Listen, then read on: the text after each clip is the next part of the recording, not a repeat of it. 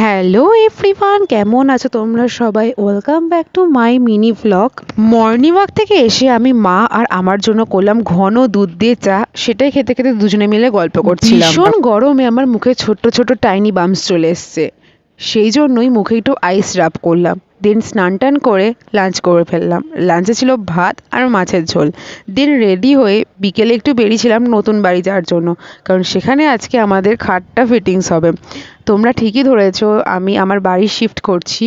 আমরা নতুন একটা ফ্ল্যাটে শিফট করছি, তো যা হবে না হবে সব তোমাদের আস্তে আস্তে জানাবো। আজকে ভীষণ বিরিয়ানির ক্রেভিংস হচ্ছিল।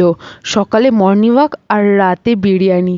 আমাদের কন্যগড়ে স্টেশনের কাছে একটা নতুন বিরিয়ানি দোকান খুলেছে, তাই সেখান থেকে নিয়ে নিলাম 1 প্লেট চিকেন বিরিয়ানি, যেটার প্রাইস নিয়েছিল 140 রুপিস। ছাদে আজকে ভীষণ সুন্দর হাওয়া দিচ্ছিল, তাই ভিডিও এডিট করতে আমি ছাদে যাচ্ছি।